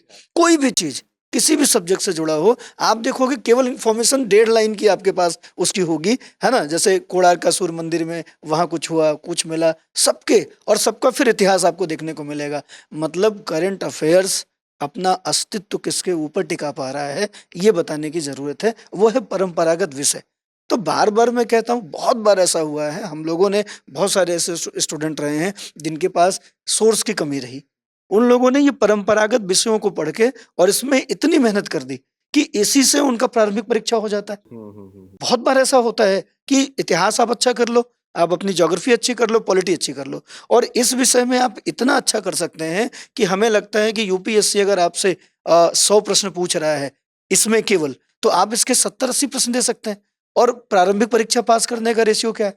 यही है। तो मैं बार बार ये कह रहा हूं कि करंट अफेयर्स को आप अपनी चीजों को थोड़ा सा मजबूत करने के पक्ष में लेकर चलें, न कि करंट अफेयर्स पढ़ें। साल भर करंट अफेयर्स पढ़ रहे हैं, और ये इसलिए पढ़ रहे हैं क्योंकि आपके पास इतने मल्टीपल सोर्स हैं और आपको लगता है कहीं कुछ छूट ना जाए। बिल्कुल बिल्कुल। एक एथेंटिक सोर्स आप पकड़ें, एक न्यूज़पेपर जो कि आदत में डालें। न्यूज़पेपर इसलिए ना पढ़ें कि यूपीएससी के लिए पढ़ रहे हैं, इसलिए पढ़ें कि कुछ चीजें हमें भी समझ में आ जाए। और जो आप अपने लिए पढ़ते हैं वो आपका होता है, जो दूसरों के लिए पढ़ते हैं वो दूसरों के लिए ही आप रोक के रखते हैं। तो इसलिए जो कुछ भी आप पढ़ रहे हैं वो अपने लिए पढ़ें, वो चाहे करंट अफेयर्स हो, चाहे परंपरागत विषय हो। तो थोड़ा सा मैं सरल और सहज करना चाहता हूँ इस बात पे छात्रों को, कि करंट अफेयर्स को दिमाग में बैठा के ना चलें कि यही सब कुछ है, यही सब कुछ है। वो सहयोगी है। जैसे सर ने कहा कि घर बन गया है और उसका डेकोरेशन करने के लिए जो इंटीरियर है, तो आप इसको हमेशा इस तरीके से लेके चले। आप जब भी कोई उत्तर लिखोगे और उस उत्तर में अगर आपने सूचनाएं, अननेसेसरी सूचनाएं, आप क्योंकि आपने तो कूड़ा इकट्ठा कर लिया सूचनाएं, अब वो सूचनाएं आप उत्तर लिखने बैठे तो वो देना भी है, नहीं तो आपको सेटिस्फेक्शन नहीं मिलेगा, संतुष्टि नहीं मिलेगी, इतना पढ़ा सब बेकार न चला जाए, तो आप जबरदस्ती वहां पे वो उनको छाप रहे हो। और उसकी आवश्यकता वहाँ उसकी पे होगी आवश्यकता नहीं है। उसकी बिल्कुल। आवश्यकता ये है कि जब आप 3 बातें बताएं तो उसके पक्ष को पुष्ट पुष्ट करने के लिए आप करंट अफेयर्स की जो भी आपके पास सूचना है उसको एज ए उदाहरण के रूप में प्रस्तुत कर दें। इससे क्या होता है कि लगता है कि आपकी चीजें जो है अपडेटेड हैं आप। मजबूत हैं और आप अपडेटेड हैं, और इसका इतना ही रोल है। अभी हम लोगों ने अभी पेड बैच शुरू किया था, पॉलिटी से मैंने क्लास शुरू भी करी है, पेड बैच, और बहुत आप लोगों ने उत्साह भी दिखाया, बड़ी संख्या में आप जुड़े, और वो इतनी संख्या हो गई कि हमें लगा कि अब फिर से, और आपकी जो डिमांड थी, क्योंकि 23 फरवरी को बैच में एडमिशन हम लोगों ने क्लोज कर दिया, है ना। तो ये ऐसा अक्सर ऑनलाइन में होता नहीं है कि कहीं एडमिशन बंद हो जाए, है ना। ध्यान रखिए, ये स्टडी आईक्यू है, जहाँ पे ये अपनी गुणात्मकता के कारण जो कमिटमेंट आपके साथ होते हैं, प्रतिबद्धता जताई जाती, वो होती है। परिणाम ये निकला कि इतने एडमिशन हो गए कि हम लोगों को 23 तारीख को अपना एडमिशन बंद करना पड़ा। इतने सारे आपके मेल थे, बाकी चीजें थी कि अभी होली की छुट्टी भी ज्यादा नहीं बीत रही है आपकी, अब जो और बचे 11 हुए मार्च स्टूडेंट से हैं वो 11 मार्च से दूसरे इसीलिए बैच में एडमिशन आपके लेंगे। लिए एक नया बैच बहुत ही जल्द प्लान किया गया, वो है 11 मार्च। और 11 मार्च से आप अपना जो है वो बैच आपका स्टार्ट हो रहा है, जिसमें कि मुझे लगता है एडमिशन आपके स्टार्ट हो गए हैं। और इस बैच के लिए ये रखा गया है कि अभी 8 मार्च तक आपके एडमिशन जो है वो खुले हुए हैं। तो आप अगर जुड़ना चाहते हैं हमारे इस गुणात्मक जो शिक्षक हैं और गुणात्मक जो आपके लिए जो बैच डाला गया है, तो इसके लिए आप फटाफट studiiq.com पे जाके आप बैच देख सकते हैं। बैच 2 के नाम से, UPSC GS foundation Hindi batch के नाम से ये है, बैच 2 के नाम से। तो आपको 2 के नाम से आप सर्च करके जी। अपने एडमिशन फटाफट ले लेने हैं। और न्यूनतम फीस के लिए आप हम लोगों की यूट्यूब की जो वीडियो है वो देखिए, उसमें जो फैकल्टी भी कोड मिल शिक्षक, जाएगा। जो भी फैकल्टी आपको पसंद है, जिस भी फैकल्टी से आप व्यक्तिगत मार्गदर्शन चाहते हैं कि सर हमें हेल्प करते रहें, तो ऐसी व्यक्तिगत मार्गदर्शन के लिए आप उन फैकल्टी का जो कूपन कोड है जो कि आपके न्यूनतम फीस के लिए होगा, आप उसका उपयोग कर सकते हैं। और मैं थोड़ा-सा सर समय ज़्यादा ले रहा हूँ, है ना? कोई बात लेकिन नहीं, आप बताइए। मैं क्योंकि मैंने पहला बैच शुरू किया, तो हम लोगों ने उसमें बहुत सारे फीचर्स बताए थे और वो सारे फीचर्स प्रॉपर आपके लिए काम कर रहे हैं। जैसे उदाहरण के लिए आपकी 3 घंटे की कक्षा थी, जिसमें 2.5 घंटे आपकी क्लास होगी और आधे घंटे डाउट सेशन होते हैं। लेकिन जब आप किसी टीचर के साथ पढ़ने लगते हैं, तो धीरे-धीरे सारी चीज़ें समझ में आने लगती है, तो फिर डाउट सेशन धीरे-धीरे आपके कम होते हैं और वो टीचर नहीं कर रहा होता है, वो आप कर रहे होते हैं, फिर आपके डाउट कम होने लगते हैं, तो पता चला कि कक्षाएँ ही लगभग पौने 3 घंटे तक जाने लगी हैं। तो आप समझिए कि कक्षा आपकी 3 घंटे की है और 3 घंटे आप प्रॉपर पढ़ रहे हैं। अब 3 घंटे में जो प्लान किया गया है, उसमें आप स्टैटिक्स पोर्शन पढ़ते हैं, करंट अफेयर्स पढ़ते हैं। इसके अलावा कोई चीज़ बचती है, वो आपको दी जाती है। फिर जो पेड बैचेस है, उसमें आपको 1 घंटे का पर डे का करंट अफेयर्स की वीडियो जाती है, उसके नोट्स जाते हैं। जो जिस दिन आपने परंपरागत विषय पढ़ा, उसके कंप्लीट नोट्स जाते हैं। जो टीचर जिस पीपीटी से पढ़ा रहा है, वो भी जाती है। हैंड रिटन जो नोट्स होते हैं, वो भी जाते हैं और शिक्षक जो लिख रहा होता है, वो विथ एनोटेशन भी आपको जाता है। तो मतलब 4 से 5 चीज़ें तरीके और उसमें क्या करना होता है आपको कि सारी चीज़ें मिलके आपको पूर्ण बना रही होती है। इसी तरीके से डाउट सेशन आपका हो गया। इसके बाद हर कक्षा में आपको मुख्य परीक्षा के उस टॉपिक से 1 सवाल दिए जाते हैं शिक्षक के द्वारा, जिसको आपको लिख के हमारी मेल आईडी होती है, उस पे सेंड करना होता है। ये सारे कमिटमेंट्स जो हम हो लोगों ने रहे किए हैं, थे, वो सारे हो रहे हैं पूरे। मतलब, और इतनी बड़ी संख्या में छात्र हैं और कोई भी ये शिकायत नहीं कर रहा है कि सर मुझे नहीं मिल रहा है। और जिसे नहीं मिल रहा है ना, वो अभी यूज टू नहीं हो पाया, उसे समझ में नहीं। जैसे मुझे पेड क्लास में स्टूडेंट ने कहा, पर हमें लगता है कि एक सत्र आपसे बिल्कुल, अलग भी बैठ करके बिल्कुल, किया जाए, बहुत कुछ क्योंकि है, अभी मतलब आपने वो क्लास ली है, बिल्कुल, आपको मैं ज़्यादा पेड कर उसमें रहा हूँ, तो एक्सपीरियंस है। उसमें अब पता लगा कि बच्चा कह रहा है सर मुझे आंसर मेंस का मॉडल आंसर नहीं मिल रहा है। तो उसमें बहुत सारे छात्र लिखने लगे कि सर जो आंसर लिखता है उसको मॉडल आंसर आता है। अब आप आंसर लिखोगे ही नहीं तो मॉडल आंसर मिलेगा नहीं, और मान लो मॉडल आंसर आपको भेजा जाए तो आप लिखना बंद कर दोगे। तो बहुत सारी ऐसी भी चीजें होती हैं जो आप चाहते हो कि बस मिलती रहे, लेकिन उस मिलने का जो परिणाम है वो आपके लिए जीरो है। तो हम कभी नहीं चाहते कि आप अक्री हो, अब आपने है जो ना? ये बातें की हैं, इससे काफी उत्साह और उत्सुकता बिल्कुल। आ गई है, मेरे अंदर ही आ गई, और स्वाभाविक सी बात है जो हमारे व्यूअर्स हैं उनके पास भी आई होगी कि आखिर पेड बैच में पढ़ना ही तो है, और पढ़ना तो हम यूट्यूब पे भी कर रहे हैं। बिल्कुल। तो क्या बेसिक अंतर है, उसको अभी कुछ शब्दों में आपने जरूर बताया, लेकिन हमें लगता है इसका विस्तार पूर्वक जानकारी देने की भी आवश्यकता मैं भी है। सोच उसको रहा हूँ हम कि इसके लिए मैं खुद एक एक अलग अलग से सेशन ही सेशन आप कर लोगों लिया के जाए। लिए आधे घंटे 1 घंटे, जिसमें आपके जो भी सवाल होंगे वो भी आप पूछ सकते हैं। साथ ही साथ जो हमारा पेड बैच की जो विशेषता है ना, उसको जरूर जानें, क्योंकि हम जब कहते हैं कि हम अन्यों से अलग हैं, तो वो हम करके भी दिखा रहे हैं। और एक मैं वीडियो लेके आऊंगा जिसमें जो हमारे पेड बैच के छात्र हैं उनके एक्सपीरियंस भी हम लोग शेयर करेंगे और उनको भी जोड़ के आपके सामने एक क्लास ले आएंगे, तो आपको पता लगेगा कि आखिर चीजें अलग कैसे हैं और हम क्यों आपको आमंत्रित करते हैं कि आप स्टडी IQ और हिंदी माध्यम का हम ऑनलाइन के माध्यम से सबसे गुणात्मक जो प्रस्तुति है वो जरूर लेके आते हैं। ये हम लोग दावा करते हैं और इसके लिए आपको study IQ IAS Hindi channel पे जाके आप इसकी पुष्टि भी कर सकते हैं। ठीक है, तो ये एक काफ़ी व्यापक जानकारी सर ने अपने शब्दों के माध्यम से दी।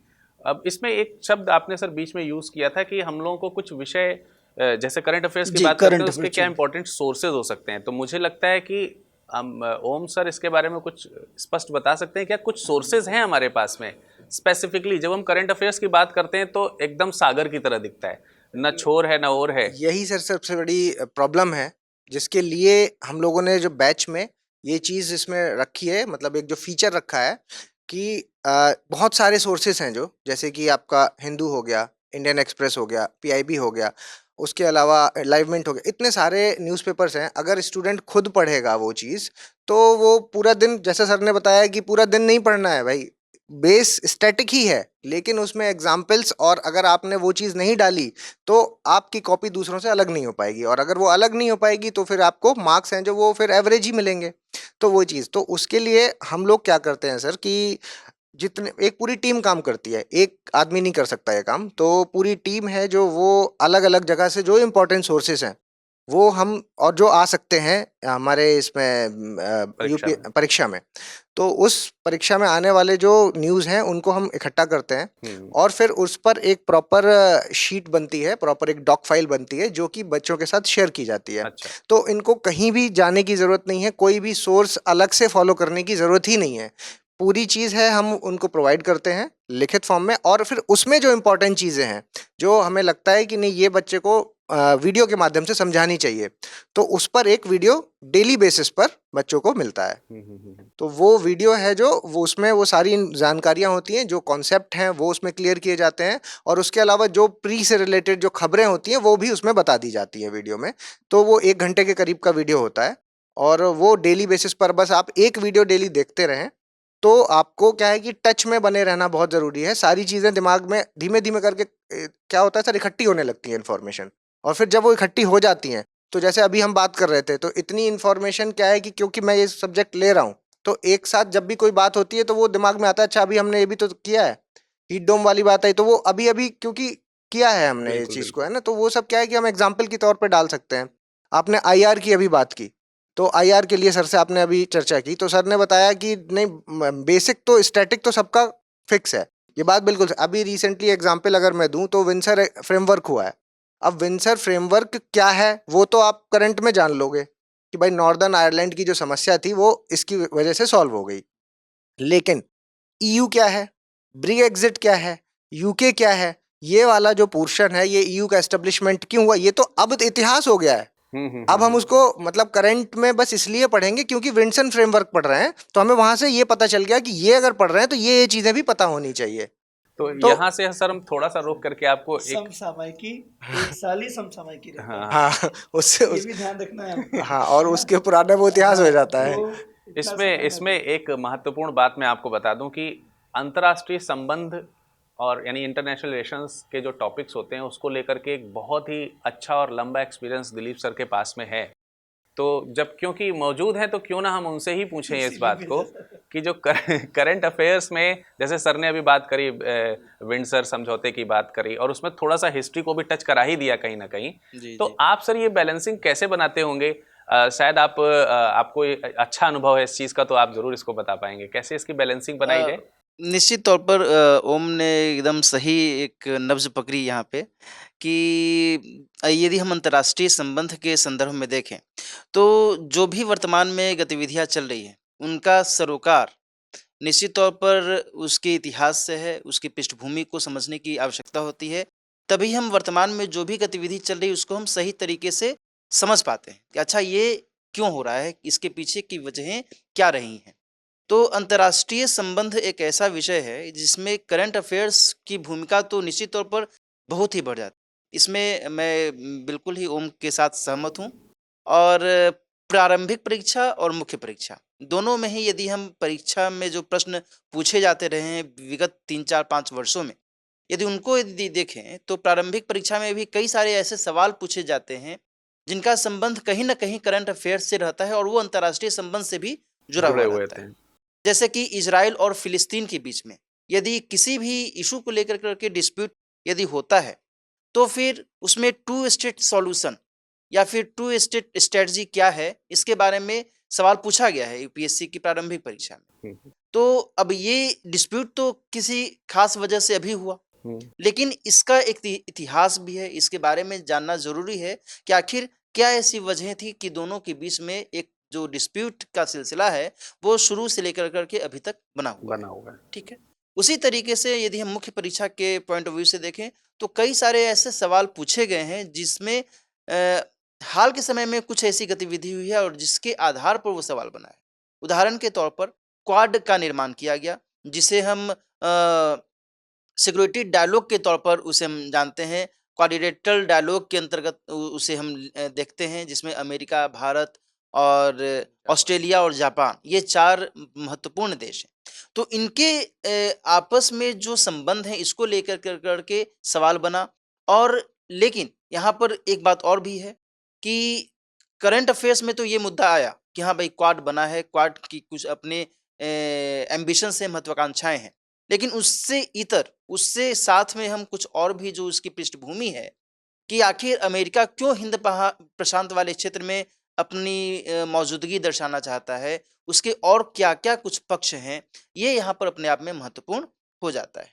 तो करंट अफेयर्स की भूमिका यहाँ पर अंतर्राष्ट्रीय संबंध में ऐसा लगता है कि दोनों एक दूसरे के साथ में पैरेलली चल रहे हैं। करंट अफेयर्स को बिना शामिल किए हम अंतर्राष्ट्रीय संबंध में बेहतर उत्तर नहीं लिख सकते हैं, ये माननी पड़ेगी, ये मानना होगा हम सभी को। और साथ ही यहाँ पर जो प्रारंभिक परीक्षा में सवाल की प्रकृति रही है बीते सालों में, उससे भी ये एहसास होता है कि जो भी गतिविधियाँ चल रही हैं अंतर्राष्ट्रीय स्तर पर, उनको टटोलने की आवश्यकता है कि अच्छा उसमें क्या कुछ ऐसा है, क्या कुछ ऐसा विशेष है जिसमें हमें उसके डेप्थ में जाने की आवश्यकता है। उदाहरण के तौर पर फिर से मैं आपको बताना चाहूँगा कि G20 शिखर सम्मेलन 2023 का आयोजन अभी भारत के जिम्मे किया गया है। तो अब ये अपने आप में करंट अफेयर्स है कि भाई G20 शिखर सम्मेलन आयोजित हो रहा है 2023 का, और इसमें भारत मेज़बानी कर रहा है। लेकिन G20 के अंतर्गत कौन-कौन से देश हैं और इसकी क्या भूमिका है G20 की, G20 का निर्माण क्यों हुआ, कब हुआ, और भारत की भूमिका शुरू से लेकर कर के अब तक G20 में कैसी रही है, G20 किस तरीके से एक महत्वपूर्ण मंच साबित हो सकता है भारत की भूमिका को अंतर्राष्ट्रीय परिप्रेक्ष्य में बेहतर बनाने के सिलसिले में, तो ये चीज़ें यहाँ पर अपने आप में महत्वपूर्ण हो जाती हैं। जी। तो कुल मिलाकर यहाँ पर मेरा पक्ष यही है विरत कि अंतर्राष्ट्रीय संबंध के पॉइंट ऑफ व्यू से करंट अफेयर्स को निश्चित तौर पर हमेशा ध्यान में रखने की आवश्यकता होती है। तो ये जो एक बहुत ही महत्वपूर्ण बात प्री के क्वेश्चन की अगर आप बात करते हैं तो मैप का एक हमेशा क्वेश्चन आता ही आता है जो फिक्स है। तो अब ये होता है कि सर मैप इतना सारा है, हर जगह की नदियाँ, पहाड़, सब कुछ हम पढ़ते हैं, लेकिन अगर हम ये क्वेश्चन जो आता है वो किस पोर्शन से आने वाला है। अब मान लीजिए कि अभी यूक्रेन का और रशिया का वार चल रहा है, तो ये वाला जो एरिया है, यूरोप वाला जो एरिया, ये इंपॉर्टेंट हो जाता है। तो इस बार जो क्वेश्चन आएगा वो ब्लैक, अब मान लीजिए ऐसा कर दिया कि भाई ब्लैक सी से आपको मतलब लिंक करने के लिए पूछ लिया कि भाई कौन कौन से जो देश हैं वो इसकी सीमा के साथ साझा करते हैं। तो ये वाला पोर्शन क्योंकि अभी चर्चा में है, तो इसलिए हमें करंट अफेयर बताता है कि किस पोर्शन से, इतने बड़े सागर में से कौन सा वो पोर्शन है जो पूछने के ज्यादा चांसेस है। और आपको लगेगा कि आपसे काला सागर पूछा गया तो एक ज्योग्राफी का विषय हो गया ये, जी जी, बल्कि जबकि वो वो उस समय करंट की वजह से उसको उठा जी लिया जी गया। जिस तरीके के अंतर्राष्ट्रीय संबंधों को जिस तरीके से वर्तमान में प्रस्तुत किया जा रहा है और सवाल करंट अफेयर्स से आ रहे हैं, अगर जीएस की बात करें, और अंतर्राष्ट्रीय संबंध मुख्य परीक्षा जीएस के सेकंड पेपर में आपको पूछा जाता है, तो अगर आप उसके देखेंगे क्वेश्चन के फॉर्मेट, तो आपको वो पूरा का पूरा करंट अफेयर्स दिखेगा। तो आजकल क्या है, उसके उत्तर ऐसे पढ़ाए जाने लगे हैं, जो मैंने बहुत सारी कक्षाएं देखने का प्रयास किया, या फिर मैंने ऐसे प्रश्नों का जो प्रीवियस ईयर के आए हैं, तो मैंने बहुत सारे सॉल्व पेपर देखने का प्रयास किया भाई, कि हमारा भी ज्ञान थोड़ा परिपक्व हो जाए, छात्रों को और बेहतर हम बता पाएँ। क्योंकि मैं तो political science and international relation, वो मेरा विषय है जो मैं एज ए ऑप्शनल पढ़ाता हूँ। तो हमारे में तो एक पेपर पूरा का पूरा आईआर है, सेकंड पेपर जो होता है वो पूरा का पूरा आईआर है, अंतर्राष्ट्रीय संबंध है। तो जब छात्र पूछता है कि सर जो जीएस में हम अंतर्राष्ट्रीय संबंध करते हैं और जो ऑप्शनल में करते हैं उसमें अंतर क्या होता है, तो अंतर ये होता है कि जब हम ऑप्शनल वाला करते हैं तो उसमें हम लोग स्टैटिक्स पोर्शन को बहुत मजबूत से लिखते हैं और करंट अफेयर्स को साथ में जोड़ते हैं। लेकिन जो जीएस के आंसर अभी मैं देख रहा हूँ जैसे लिखे जा रहे हैं, उसमें सब करंट अफेयर्स लिखा जा रहा है। मतलब जैसे ही आपसे कोई सवाल पूछा जाएगा तो आप करंट अफेयर्स में जो कुछ भी आपने पढ़ा वो सूचनाएं भर देते हैं। तो अब तो स्थिति ये है कि मैं छात्रों के कहता हूँ कि जैसे अभी तक मैं कह रहा था कि परंपरागत विषयों को लिखने के साथ करंट अफेयर्स ऐड ऑन करो, ऐसे में अब आईआर में कहता हूँ कि भाई साहब करंट के साथ थोड़े स्टैटिक पोर्शन ऐड ऑन कर दो। जहाँ जहाँ है ना, ये स्थिति बन गई है। आवश्यकता ये है कि जो आप करंट अफेयर्स लिख रहे हो वो इतनी सूचनात्मक है और इतना कॉमन है कि हर कोई वही लिख रहा है। तो आप अगर 2-3 पॉइंट उसमें थोड़े से उसके स्टैटिक्स वाले अगर आप जोड़ दोगे तो हमें लगता है कि आपको नंबर ज़्यादा मिल जाएगा। यहाँ सारे विषयों से बिल्कुल उल्टा है। अगर जीएस की हम लोग बात करें तो सारे विषयों से बिल्कुल यहाँ पे थोड़ा उल्टा है। यहाँ पे आपको अब जरूरत पड़ रही है कि आप थोड़े स्टैटिक्स भी ऐड ऑन करें। उदाहरण प्योरली करंट अफेयर्स रह जाता है। तो जब भी हम क्वाड लिख रहे हैं तो उसमें एक पॉइंट हमें ये जरूर प्रश्न बना देना है कि एक आरोप लगाया जा रहा है कि कहीं भारत की विदेश नीति अब गुटनिरपेक्षता से हट तो नहीं गई।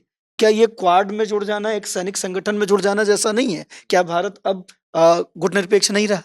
क्या हम उसको छोड़ चुके हैं? तो इस तरीके के भी अगर 1-2 बातें आप जो स्टैटिक से जुड़ के आती हैं उसको ऐड ऑन करेंगे तो आपका जो ये उत्तर है ये थोड़ा मजबूत हो जाएगा। निसंदेह सर, ये सब बातें जो हैं ध्यान रखनी आवश्यक हैं, और क्योंकि लगातार यूपीएससी अपना पैटर्न बदलता है, ट्रेंड चेंज करता है। उसके पीछे भी एक मुख्य वजह होती है कहीं ऐसा ना हो कि आप स्थिर तैयारी करते रहें और कोई यूं ही रट के चला जाए और प्रशासनिक अधिकारी बन जाए, क्योंकि आफ्टर ऑल अगर देखा जाए तो आपको इस देश में प्रशासनिक कार्यवाहियों का जिम्मेदार माना जाएगा। तो इसमें आप जितना आद्यतन हो सकते हैं वो आद्यतन रहें, लेकिन इसकी बैलेंसिंग इतनी ज़्यादा आवश्यक है कि अगर आप उससे थोड़ा सा भी भटकेंगे तो हो सकता है कि अच्छी जानकारी होने के पश्चात भी आपका सिलेक्शन रुक जाए। इसीलिए ये चर्चा आप देख सकते हैं लगातार जो हमारे सारे मेंबर्स यहाँ पर बैठ करके आपको बता रहे हैं कि कितना टच करना चाहिए, कहाँ से क्वेश्चन उठ रहे हैं, कैसे उनको हम अपने विषयों के साथ संतुलन बना सकते हैं।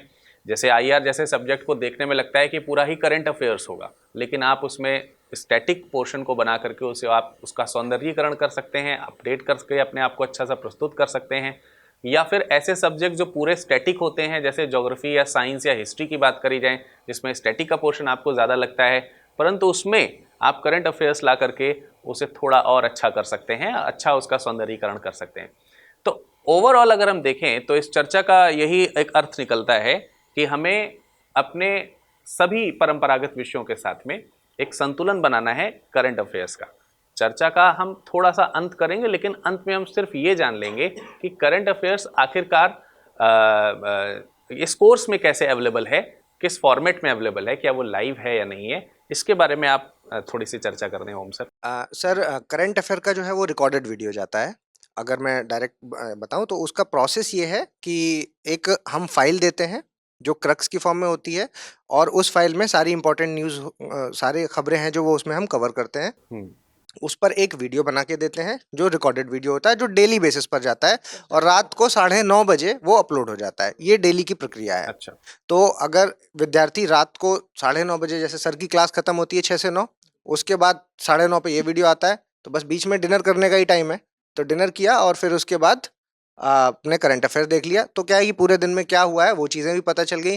जो सर ने पढ़ाया है या बच्चे ने खुद से पढ़ा है वो चीज़ आपने अपने करंट अफेयर्स के साथ लिंक कर लिया और अपनी जगह पे कहीं पे नोट कर लिया, या उसको दिमाग में रख लिया कि जब ज़रूरत पड़ेगी तो उसको हम आगे इंक्लूड कर लेंगे अपने आंसर्स वगैरह में। तो अगर मैं प्रक्रिया की बात करूँ तो एक वीडियो है जो डेली बेसिस पे जा रहा है 9:30 बजे, और एक फाइल है जो साथ में उसी के साथ अटैच होकर के इनको मिल जाती है। मतलब वो उन्हें सुविधा के तौर पर यहाँ पर जी। मिल रही है।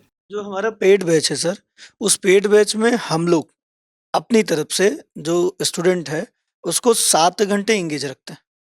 पेड बैच में इतनी सारी क्लासेस तो चीज़ें 3 हैं। घंटे की हैं। हाँ, 3 घंटे की क्लासेस हैं, 1 घंटे का करंट अफेयर्स है, 4 घंटे, फिर 1 घंटे या 40 मिनट का आपको सीसेट का मिलेगा, तो लगभग 5 घंटे हो गया। फिर आपको एमसीक्यू दिए गए हैं, उसको आपको करना है, फिर आपको मेंस की आंसर राइटिंग दी गई है, उसको आपको करना है ना? तो ये आप देखेंगे तो 7 घंटे तो हम इंगेज रख रहे हैं। तो अब अगर आप ना भी पढ़ना चाहें तो 7 घंटे तो आपको हमारे साथ पढ़ना है, और 3 घंटे वही जो काम है उसको समराइज करके अच्छी नींद लेके सोइए, और अंततः 1 वर्ष मतलब के एक लगभग पश्चात आपको लगेगा कि जो चीज़ आपको जिस लेवल तक चाहिए था वो मिल चुकी है। अब आपको खेलना है, अब आप खेलने के लिए तैयार हैं। अब आप फॉर्म भरिए यूपीएससी का और अगली बार परीक्षा में बैठिए, और ईश्वर चाहेगा तो आपका इसके साथ परिणाम भी सकारात्मक आएगा। तो ये सब बातें ज़रूर आपके लिए, आपने इस चर्चा के दौरान बहुत सारी चीज़ें सीखी होंगी, जानी होंगी कि किस तरीके से हमें बैलेंसिंग करनी है। कोर्स के बारे में भी जाना होगा। कोर्स के बारे में अभी सर ने कुछ डिटेल तो बताई थी, शायद हम में से कोई ये बता सके कि होली आ रही है तो अच्छा सर, उसको और भी कुछ चीज़ें हैं, जैसे आप ये जो कोर्स है इसमें आपको मेंटोर्स की सुविधा भी उपलब्ध है। आपके जो भी डाउट्स हैं वो 24 आवर आप फ़ोन कर सकते हैं। इसका मतलब 24 आवर का मतलब है कि जो कॉल करने का टाइम है आप कॉल कर सकते हैं। हाँ, आपको अगर वो उपलब्ध हैं तो आपके कॉल लेंगे, नहीं उपलब्धता है तो आपको बैक कॉल आएगा, ये इसमें है।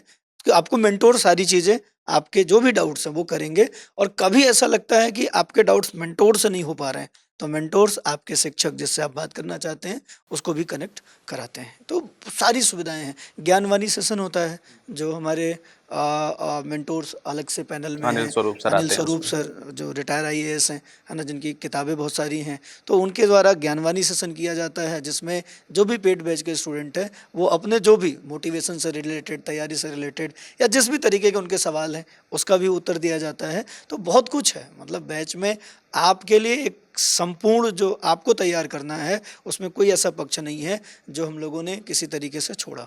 अगर आप इस बैच के साथ जुड़ते हैं तो आपको फिर तैयारी के संबंध में हम कभी नहीं कहेंगे कि आप यहाँ जाओ या इन सोर्स को पकड़ो, इन सोर्स को पकड़ो। सारे सोर्स हम लोग आपको उपलब्ध करा रहे हैं, आपको बस मल्टीपल बार उसी को करना है। तो सर चर्चा के अंत में एक बात ये भी जरूर बता दीजिए जी। स्टूडेंट्स को कि जी। अभी जो होली आ रही है जी। उसमें कुछ विशेष लाभ है विद्यार्थियों को इस बैच को खरीदने में, कुछ विशेष छूट है शायद, विशेष हमें में से छूट है। कोई भी बताए। हमें लगता है हाँ, कि ये दिलीप सर यहाँ तक पे मैं जाएगा। जोड़ना चाहूँगा हाँ कि जी। होली के अवसर पर जो है स्टडी IQ, क्योंकि बहुत सारी डिमांड आ रही थी। वैसे तो अफोर्डेबल था कि आप फैकल्टी कोड यूज़ करके 18,999 में ये कोर्स अवेल कर सकते थे, लेकिन विशेष होली के लिए आप सभी के लिए एक बहुत ही इंपॉर्टेंट ऑफर है कि ये कोर्स 17,499 का, मतलब 17,500 में लगभग ये कोर्स आपको मिल पा रहा है सिर्फ होली तक। तो ये स्टडी IQ की तरफ से आपको एक बोला जाए एक बहुत बड़ा गिफ्ट है कि जो बच्चे फर्स्ट बैच में एनरोल नहीं कर पाए थे तो आप जल्दी से एनरोल कर सकते हैं। ऐप पे जा सकते हैं या फिर वेबसाइट पे विजिट कर सकते हैं, वहाँ पे सारी जानकारियाँ हैं। डेमो वीडियोस भी डले हुए हैं, जितने भी फैकल्टीज़ अलग अलग सब्जेक्ट्स ले रहे हैं उन पर भी देख सकते हैं। आपको पूरा का पूरा उस पर करिकुलम दिया हुआ है। और ये कक्षाएं कब से शुरू होंगी सेकंड सर ये बैच? 11 मार्च से शाम को 6 बजे चालू हो रहा है और ये इवनिंग बैच ही रहेगा। तो जो बच्चे इवनिंग बैच नहीं ज्वाइन कर पाए थे उनके लिए है। बाकी सर ने बहुत सारे फीचर्स बताए ही दिए हैं कि हमारी 1000 घंटों से ज़्यादा की क्लासेस हैं। CSET और करंट अफेयर्स के डेली रिकॉर्डेड सेशंस मिलते हैं, हैंड आउट्स आपको मिल रहे हैं, साथ साथ हैंड रिटन नोट्स मिल रहे हैं, PPTs जो है अवेलेबल कराई जा रही है और साथ साथ ग्रुप मेंटोरशिप जो है वो मिलती है। और 1-to-1 मेंटरशिप तो ये आपके लिए डेली बेसिस पे है कि आपको जिस क्लास में कोई डाउट आया या हो सकता है कि आपने आज क्लास पढ़ी है और वो क्लास लगभग 4 दिन पहले हुई थी, क्योंकि रिकॉर्डेड फॉर्म में भी होता है कि आप लाइव सेशन नहीं ले पाए किन्हीं कारणोंवश और आपको लगता है कि ये टॉपिक फिर से पढ़ना था, तो आपने एक वीक बाद पहला टॉपिक पढ़ा और उस दिन भी आपको कोई डाउट आया तो उसमें भी मेंटर आपको मना नहीं कर देंगे कि ये टॉपिक तो पहले पढ़ाया गया था तो हम अब मदद नहीं कर सकते, वो आपकी मदद तब भी करेंगे। तो ये बेसिकली आपको एकदम ऐसा एक्सपीरियंस है कि जैसे आप क्लासरूम में जाते थे, आंसर्स लिखते थे, आंसर्स चेक होते थे और आंसर्स चेक होने के भी हमने एक सेशन में सर बताया था कि किस तरीके से आंसर्स चेक हो रहे हैं। उनको पूरा का पूरा वहाँ पर बताया जा रहा है कि कहाँ कमी रह गई है, जहाँ उन्होंने अच्छा लिखा है उसको अप्रिशिएट भी किया जा रहा है। तो ये एक बहुत ही यूनिक फीचर है जो आपको ऑनलाइन फॉर्म में मिल रहा है। तो होली 8 तारीख तक आप इस कोड मतलब किसी भी फैकल्टी का कोड यूज़ करेंगे तो आपको मैक्सिमम डिस्काउंट मिल रहा है और ये पहली बार मिल रहा है अभी जब से कोर्स लॉन्च हुआ है। तो चलिए अब इसमें हम लोग आपको अपनी तरफ से एक गिफ्ट भी दे चुके हैं जिसमें आप होली का एक डिस्काउंट लगा सकते हैं और एडिशनल जो छूट है वो प्राप्त कर सकते हैं। आशा ये रहती है और हम लोग का प्रयास ये रहता है कि आप सब लोगों को अपने इन प्रोग्राम्स के माध्यम से बहुत ऐसी जो तकनीकी बिंदु जिसको आप अपनी तैयारी के दौरान नहीं पकड़ पाते हैं, नहीं समझ पाते हैं, उनको हम बहुत सहज रूप से आपको समझाने का प्रयास करें। और इस सेशन से भी हमें यही उम्मीद है कि आप उन बारीकियों को समझ पाए होंगे कि हमें करंट अफेयर्स के साथ दूसरे विषयों का तालमेल कैसा रखना है, किस तरीके का संबंध रखना है। फिर इसी तरीके के किसी दूसरे ज्ञानात्मक सेशन में आपके साथ फिर से जुड़ेंगे। तब तक के लिए नमस्कार, धन्यवाद।